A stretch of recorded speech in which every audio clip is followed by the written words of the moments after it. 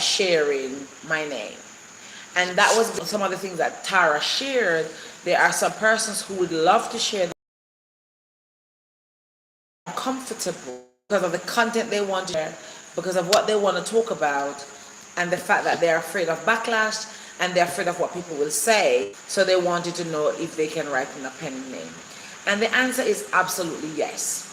I have worked with two persons who've chosen to write in a pseudonym. So I'm Ava Brown, that's my name. But if I wanted to write a story and I didn't want people to really know who I was or who I am, then one of the things I could do is to write my story in another name, like Sandra Jackson, or Mark Hansen, or Jennifer Jones. I could choose a pen name, I could choose an author's name that I want to write with, and that is what I could use going forward. Now, the advantage to that, or the advantages to that, are many. You can write that book and nobody needs to know who you forward and say, I'm Jack, or I'm Janet, or I'm Jennifer. Sometimes there are interviews and stuff that you will miss out on because you can't afford and claim and name to the. But there are great advantages to being a pseudo writer. One of that being you can actually write all you want to say and hide behind that mask, as it were.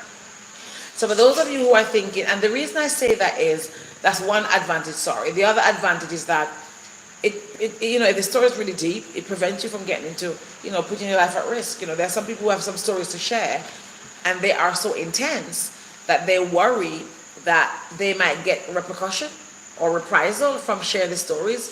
I remember there's a story that came to me a few years ago, and I had to say, no, I'm sorry.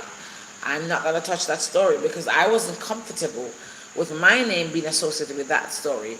It was a story that I thought was dangerous, and I sent the person on their merry way. Now, a story like that, if in my opinion, that needs to be in a pseudonym. The person didn't feel that way, however. They wanted to share the story, put their names to it, and that's fine. I'm not here to tell you you can't do that.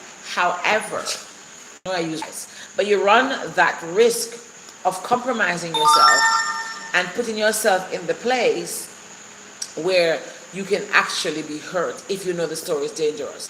So there are good advantages. So the reason I'm talking about this tonight, for those of you who've not been following, Ava Brown 24 I did an intellectual exploitation, a lot of pain and trauma, and there are some persons who are so grateful that she opened her mouth and really shared her story, but there were others who were afraid of the fact that they too want to share, that she made it permissible to share, but can they share and not call their names? And so that's the conversation we're having today, where I'm saying to you, yes, you can share, and you don't have to call your name. You can use a pseudonym. However, I want you to know the pros and the cons of both situations so that you can decide. I hope that helps some of you who are thinking that, you know what, I really want to write my story, but I'm just not sure about how to go about it. I'm not sure I'll be safe. If this is Ava Brown, I'm a little business strategist. I'm an independent publisher, and I really help you get the book out of your gut. If you want to know more about me, you can email me at business@avaeaglebrown.com, or you can direct message me, whether it's on Instagram, which is where to my left, and on YouTube, you can comment below and I'll follow you up, or you can follow me on Instagram and you can private message me. Whatever happens, whatever you choose to do, let that story in your gut come forth. Bring it forth. Come on, story, come here. Come, step forward. Let your stories come out, because there are audiences that are waiting to hear from you. I'm speaking at the Blue Sky Festival in London on the 3rd of February. I'm really excited about it. It's my second year running. And I'm also speaking somewhere else next week, Monday. I can't discuss that just yet. I just did a keynote at Arizona State and Knox Community College. I'm doing some work in another high school in Jamaica. And all of these have come forth because I told my story. So for those of you who are sitting on your stories thinking there's nobody who wants to hear from me, that's absolutely rubbish, you all. Come forth and have the conversation, because you never know, the book can make room for you. Until it's really a great place I play. I have a LinkedIn audio every Friday afternoon at 2:30 British time.